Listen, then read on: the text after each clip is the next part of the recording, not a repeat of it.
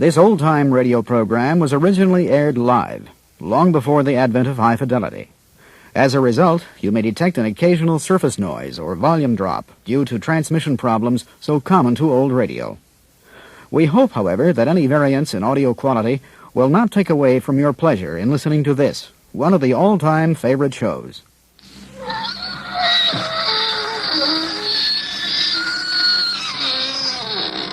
Good evening, friends.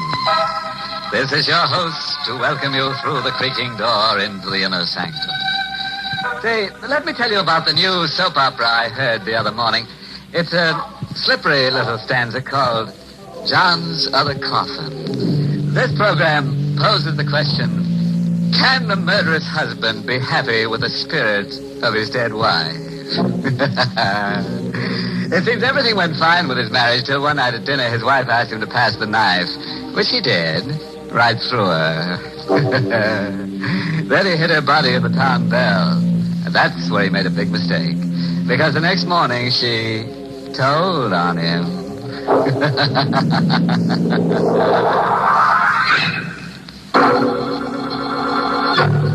Tonight's Inner Sanctum mystery, Only the Dead Die Twice, was written by Ed Adamson and Bob Sloan and stars Larry Haynes in the role of Johnny with Alice Reinhardt as Vera. Well, folks, sit right down and make yourselves uncomfortable. If you don't see any murder you want, just ask for it. Ready for tonight's cataleptic continuity? Okay, then. Let's get to Johnny Bryce as he tells his story. It all started only 4 hours ago when I put the wagon away for the night. Ask me how I took a job like that, driving a hearse? Well, ask me and I'll tell you I needed a job. Any kind. But it's a job you never get used to. All the time there's that box riding in back of you. 4 hours ago, I got out of the wagon and started to head for Joe's Grill. But I never got to Joe's. Hello? She was standing at the door. Even in the bad light of the garage, she did things to a dress that knocked your eyes out. So I picked up my eyes and looked again. I've been waiting for you. All your life? An hour of it anyway, Johnny. Hey, you know my name. Mm-hmm. Johnny Bryce. I know a lot about you. That puts you one up on me. I'm Vera Craig. I've got something that might interest you, Johnny. Vera, you've got plenty that interests me. I've got $1,000. See? Hey, that stuff almost looks real. It is real, and it's all yours, Johnny. All you have to do for it is use that hearse. What? There's a body I want you to take away. Whose body? Alex. And who is Alec? My husband.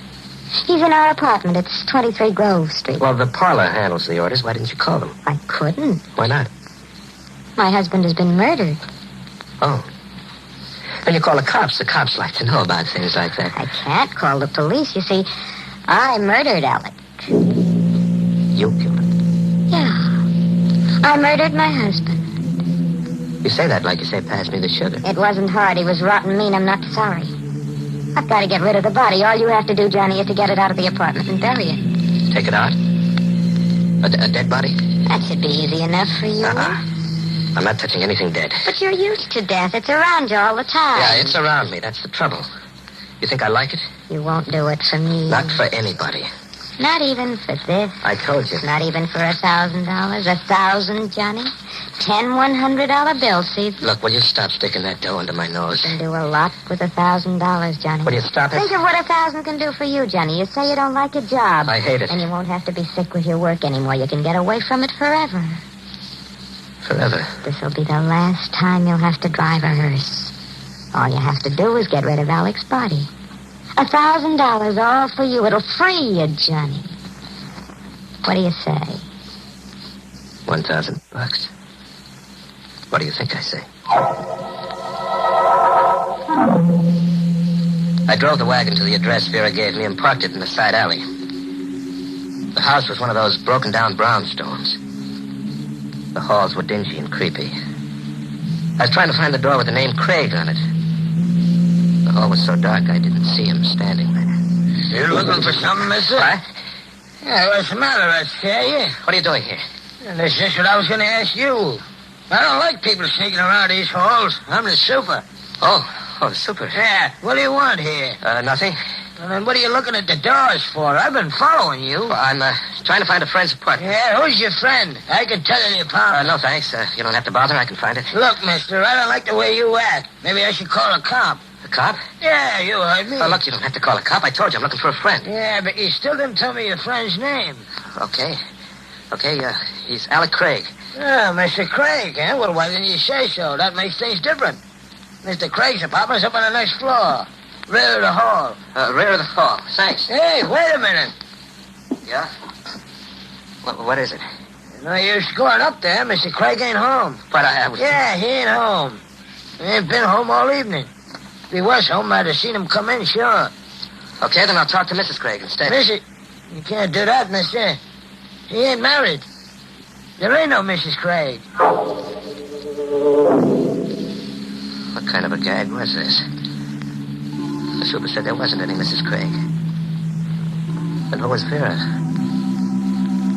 Well, after the super walked away, I went upstairs. The door to Craig's apartment was part open. I pushed it the rest of the way and walked in.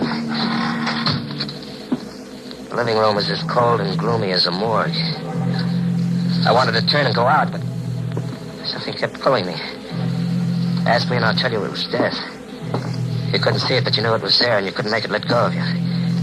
Pulled me right through to the next room. Alec Craig was there, just as Vera said. On his white shirt, there was a big red circle. And on the floor next to him, a carving knife. Stained with the same red. I walked out of the room. $1,000 and no $1,000. I couldn't touch him, not for a million. I got to the front door and opened it. Hello. He was standing there in the hall right in front of the door. A big guy in a black hat and coat. I was just going to ring the bell. My name's Steve Maxton, detective, first grade, 16th precinct. You Alec Craig? No, I'm a friend of Craig's. Oh, I want to see Craig. Well, he's not home. Who are you?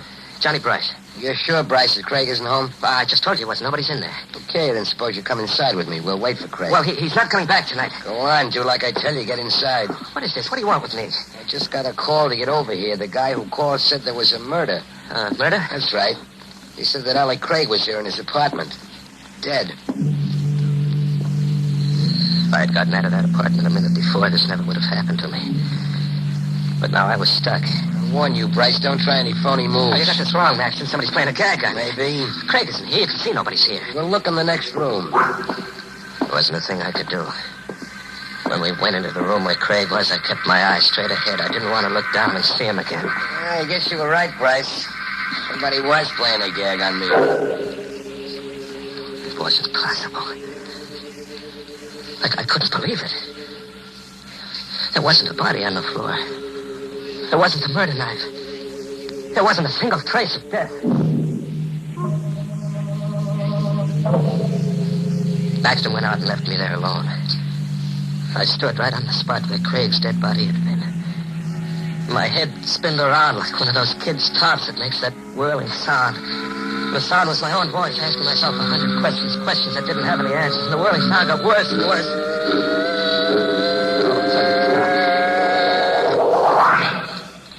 Hello, Johnny. Vera, What's the matter, Johnny? Aren't you glad to see me? how'd you get here, Vera? How'd you get into that closet? Here's the back entrance to the apartment. Look, what's going on here? There was a body right here on the floor. I saw it with my own eyes. Yes, Johnny, you saw Alec's body. I put it in the closet to save you. If that Detective Maxton had found it, then you'd be in trouble, wouldn't you? You said Craig was your husband. He was. You're a liar. The super told me Craig wasn't married. He wasn't your husband, was he? Was he? All right, he wasn't. Why'd you lie to me? Because I wanted to make sure you'd help me. What kind of a game are you playing? When I told you I killed Craig, that was the truth. Why'd you kill him? Because he deserved to die. He was blackmailing me. Johnny, you've got to get him out of here quickly. Oh, no. I'll meet you out at Mount Crescent Cemetery. All you have to do is carry him down the back stairs to the hearse. Nothing doing. I'm not going to touch him. I couldn't put my hands on him. $1,000, Johnny. It's still waiting for you. I don't want this 1,000 anymore. Here, Johnny, I'll give you half of it now. No. When you finish out at the cemetery, you'll get the rest. No, I said... Here, take the 500. I told you no. Now, look what you've done. You only have to pick it up. I'm not going to pick it up. I don't want any part of your lousy dough. Keep it. The deal's off. Oh, no, Johnny. The deal isn't off at all. Not a bit. You're going to do exactly as agreed. Money or no money, you've got to. Now. No. What do you mean? You told me you spoke to the super. He saw you here. They'll find Craig's body if you don't take it out. So they'll find it, so what? That Detective Maxton, he knows you now, Johnny. The detective remembers a face. They're good at that. If Craig's body is found, you'll be blamed for the murder. Why, you dirty little... So that's it. Yeah, that's it. And there's nothing you can do about it, Johnny. Absolutely nothing.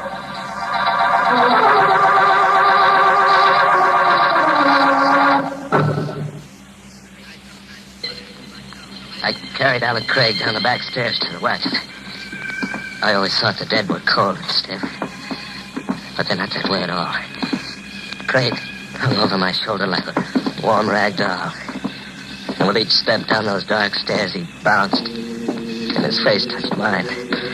With each step, a scream broke loose down deep inside of me, and I had to bite my tongue to keep the scream from coming out. I finally got him to the wagon. I dropped him into the box. Then I closed the lid. This concludes the first part of this cassette. Please turn the cassette over and begin again on side 2.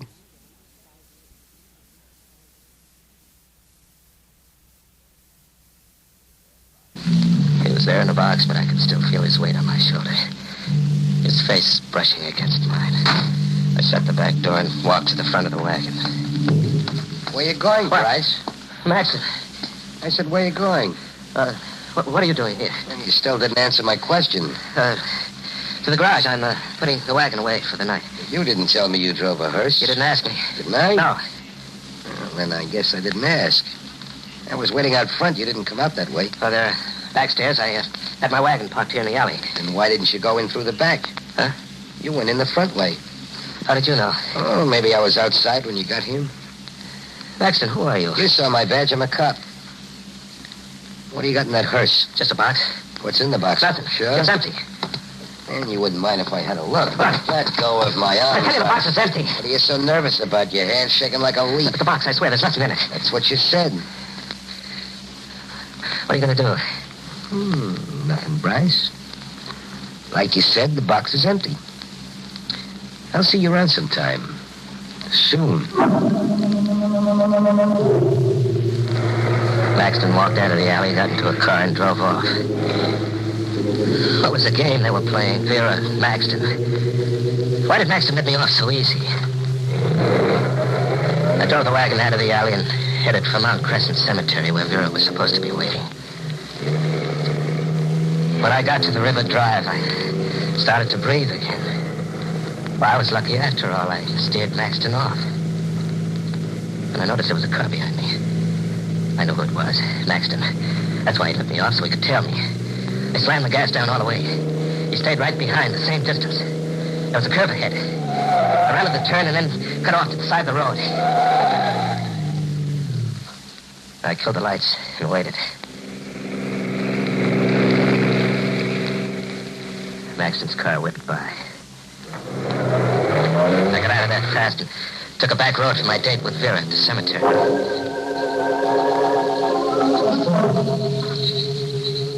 What took you so long, Johnny? Now, Maxton tailed me, Vera, but I shook him off. What is it, Johnny? For the way you look here in the moonlight. What's the matter with the way I look? There's something about you that reminds me. Reminds you of what, Johnny? Death. Yeah, that's something alive or real.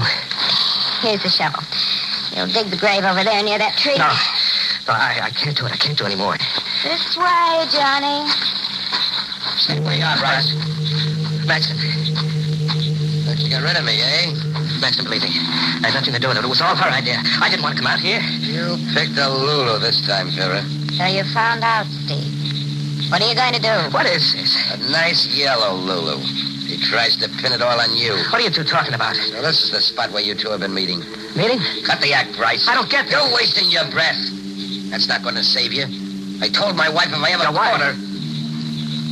Vera's your wife? No use, Johnny. There's nothing we can do about it now. But I Now don't... you find out everything about us. Maxton was holding the gun level at Vera. She was right. He'd find out everything.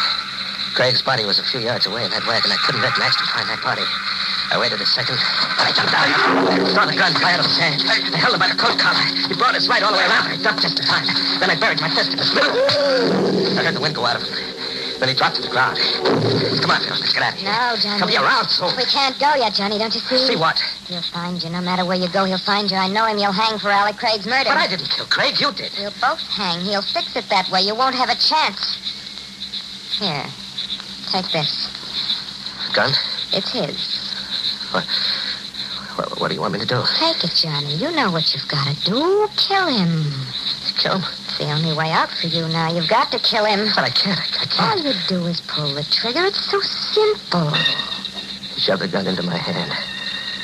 The metal of it burned my palm like a hot poker. Hurry up, Johnny. Shoot. I couldn't lift my hand. Hurry before it's too late. She picked up my hand and aimed the gun at him. Before it's too late, Johnny. Maxton was laying in the moonlight, quiet and still. I closed my eyes against the side of him. Then I felt her finger press mine. I buried Maxton. All the time I shoveled, Vera stood there watching. That same devil's smile on her face. After I dug another grave, I went back to the wagon to get Craig's body. I opened the little box and reached in. Vera! I sat there in the dark of the wagon, my brain not believing what my hands touched. The insides of the empty box. Vera! She didn't come. I got out of the wagon and started for the grave. Vera! Vera, he's not here. What? Vera's gone, Bryce. What? It was Craig. Alec Craig. Standing right there in the path in front of me. She's gone, Bryce. Hey, you're dead. I put you in the box. You're dead. Yeah, Bryce, touch my hand. No, stay away from me. Touch me, Bryce. Feel how dead I am. Don't you come near me. You don't have to be afraid, Bryce. I'm not dead, not really. You are. She killed you. That blood on your shirt, that's where the There's knife... blood? Yes, I admit it is realistic, but it's only a combination of red ink and grease. But it did get the effect Vera and I wanted. You really thought I was dead. You're such a chump, Bryce. Why did you do this to me? Why me? We had to get her husband out of the way. We wanted him dead, but only a chump commits murder. A chump you can buy with $1,000 or with fear. You're having a good time, huh, Craig? Oh, terrific. You're not going to get away with this. No? What are you going to do about it, Bryce? Go to the police? Tell them the story? Sure. You do that. Tell them how you held the murder gun, how your fingers squeezed the trigger. She made me Tell do it. that to the police, Bryce. Tell them. And let me know what they say. I'll be waiting to hear about it. He walked down the path, laughing at me. Me, the prize chump of them all. Well, this chump had one idea. One good idea that was really going to kill him. I started the wagon and headed it down the path. I caught Craig in my headlights. He turned. That hyena smile was still on him. Then when he saw what I was going to do, the laugh dropped off his face.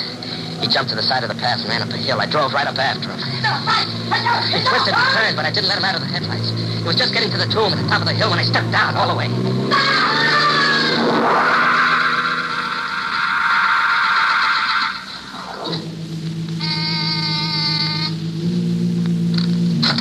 Alec, what took you so long? Hello, Vera. What's the matter? Aren't you glad to see me?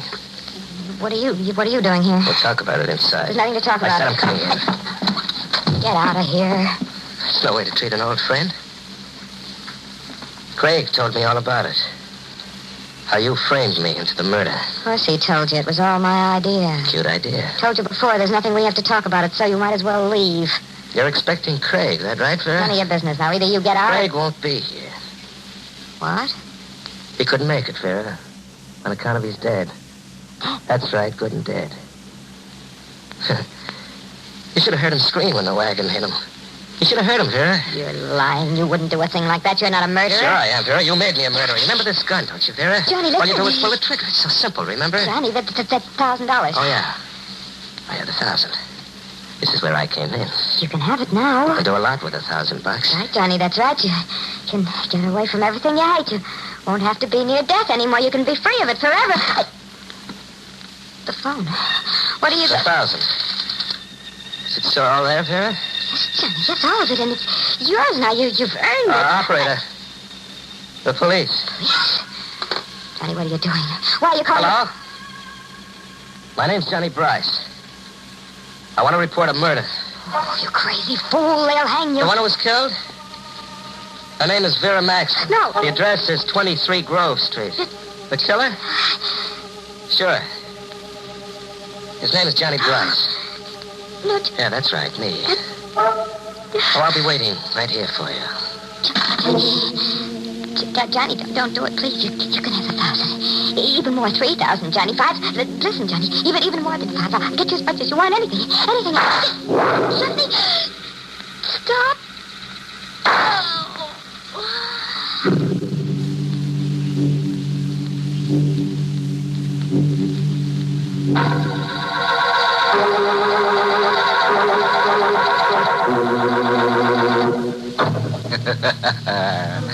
Now, that's the way I like to see our stories finish. Plenty of corpses and no remorses. Well, Johnny finally got the drop on Vera. But you should see the drop the hangman got on Johnny. So there's a moral in tonight's tangy little tidbit. It comes from the grave works of the funeral philosopher, Wormley Digger, author of One Hearst Town. Now, how's it go? Oh, yes. When you plant a corpse, be prepared for anything. You can never tell what might come up.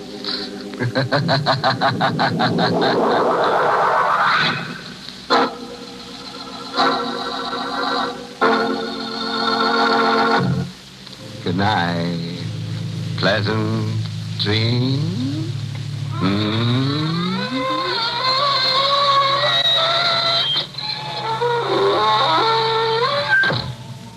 Inner Sanctum was heard in the United States over CBS, the Columbia Broadcasting System, and has been rebroadcast for servicemen and women overseas through the facilities of the United States Armed Forces Radio Service, the voice of information and education.